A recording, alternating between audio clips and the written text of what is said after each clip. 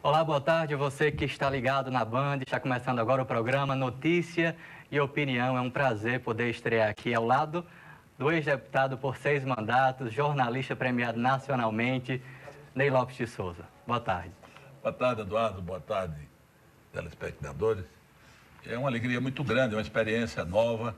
Eu estava dizendo aqui ao Eduardo, eu fiz tudo no jornalismo. Comecei com 14 anos na Tribuna do Norte, sob a batuta do velho Valdemar Araújo, que eu rendo homenagens póstumas. Trabalhei como locutor de rádio, repórter, agora na televisão só no horário eleitoral.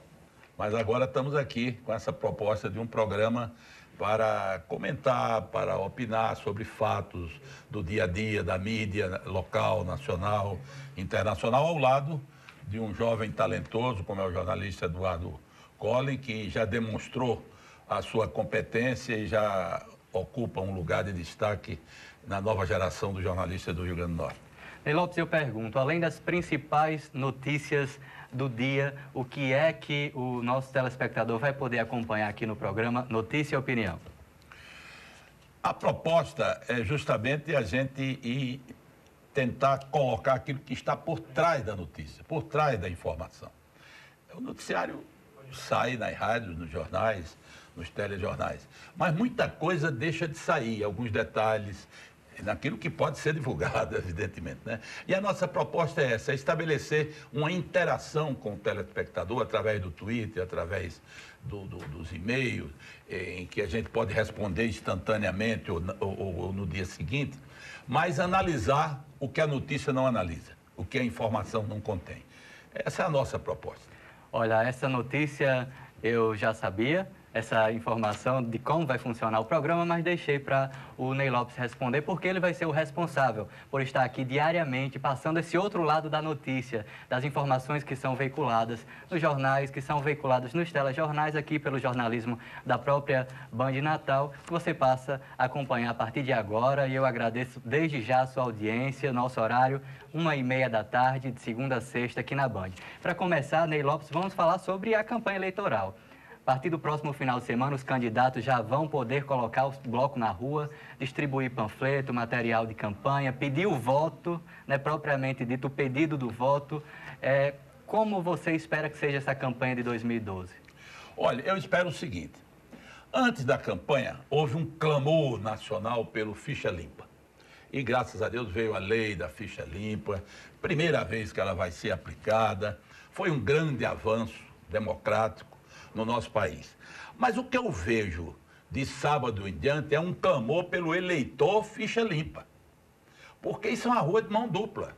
Não pode exigir ficha limpa só do candidato. O eleitor também tem que ter consciência do seu papel numa sociedade democrática. E não dizer, eu só voto se me der isso, se me der aquilo, se eu tiver vantagem tal ou qual. Porque aí ele passa a ser um eleitor ficha suja. E eu acho que a grande característica dessa campanha é que vai permitir uma evolução institucional do Brasil para que se depure, se busque um perfil do político ficha limpa, mas também do eleitor ficha limpa, no sentido de ambos concorrerem para o fortalecimento do país, realmente com propostas sérias, concretas e falando a verdade. Ainda falando sobre eleitor ficha limpa, político ficha limpa, ficha suja, no Brasil, como é que é essa equivalência? O senhor acredita que há mais eleitor ficha suja do que político ou político ficha suja? Olha, eu fico muito consternado em dizer a você que há mais políticos, né? Não digo em quantidade, mas pelo menos numa dimensão perante a opinião pública, a classe política está muito contaminada, talvez por uma causa. Que aí vamos ver o que é que está por trás dessa notícia que coloca em tão má posição a classe política. É a falta da reforma político, partidária e institucional. O país não fez o que precisa fazer para que as eleições tomem um rumo diferente. E em razão disso é que na política a gente vê quase todo dia esses escândalos, porque a legislação ainda não atende ao que as democracias mais evoluídas do mundo já atingiram. Ney Lopes, ainda falando sobre eleições 2012, recentemente o PSD, o partido do ex-prefeito, do atual prefeito ainda de São Paulo, Gilberto Kassab, conquistou no STF o direito de ter fundo partidário e tempo de TV. Qual é o maior prejudicado com essa decisão do Supremo Tribunal Federal? Olha, eu não quero criticar, tenho respeito pelo Supremo Tribunal Federal, claro, a decisão tem que ser cumprida, mas por trás dessa informação tem uma coisa que me deixa muito triste e muito preocupado. É que está sendo facilitado demais a criação de partidos. Isso é um fato comprometedor para a democracia. Mas isso não é bom para a democracia? Péssimo. Você não vê nenhuma democracia fortalecida do mundo, com quase 30 partidos como tem o Brasil, e agora é que todo mundo vai ser estimulado, porque vai ter um pedacinho do fundo partidário, vai poder negociar o horário eleitoral. Isso é muito ruim. É muito ruim. Infelizmente, na América Latina, nós temos uma posição muito precária. O México já evoluiu nesse ponto. Eu, quando era presidente do Parlamento Latino-Americano, fiz uma conferência latino-americana em São Paulo. Vieram mais de 300 deputados e senadores dos diversos países da América Latina e foi um tema muito discutido. Foi justamente isso, evitar a proliferação, a multiplicação de partidos.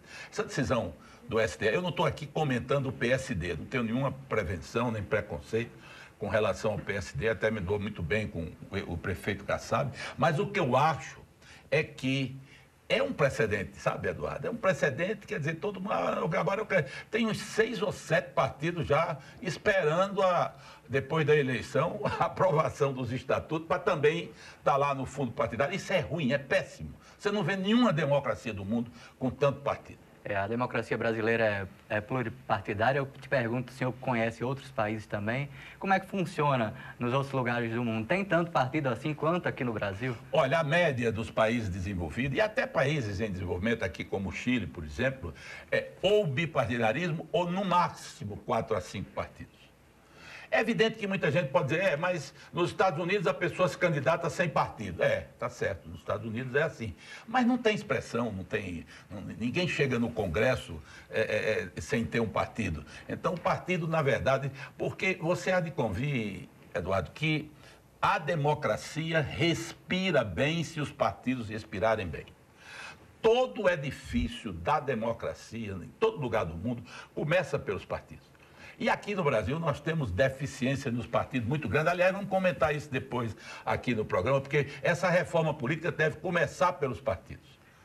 E essa reforma, Ney Lopes, tanto que o brasileiro espera, a gente já ouve falar de reforma política em tantas campanhas eleitorais, principalmente nas presidenciais. Na última foi um tema forte da última campanha em que saiu eleita a presidente Dilma Rousseff. Foi uma promessa nos discursos que ela fez, discurso de vitória, discurso de posse. E essa reforma, o senhor acredita que sai nesse governo ou não sai? Acho que não sai, porque o que há é o seguinte, eu nem responsabilizo a presidente como não responsabilizo os presidentes anteriores diretamente. Podiam ter tentado, mas o que eu responsabilizo é o Congresso. O Congresso, como um todo, com exceções, é claro, quer manter o status quo atual. Porque os partidos no Brasil, eles não têm compromisso com o programa. Os partidos no Brasil não têm compromissos com ideias. Os partidos no Brasil são propriedades privadas, com exceções.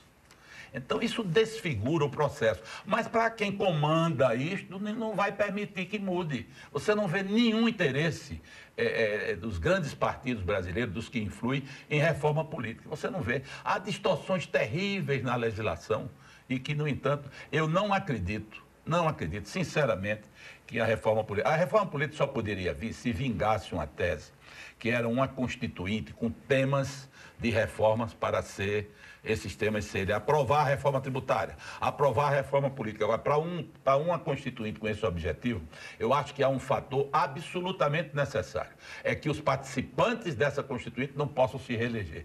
Porque se pudesse reeleger, aí termina tudo do mesmo jeito. Tem que ficar inelegível quem participar de uma constituinte para fazer reforma tributária, reforma trabalhista e reforma política. Se não ficar inelegível, termina como a Constituição de 88, que abriu a caixa de bondade, que ainda hoje cria problemas para a administração pública brasileira.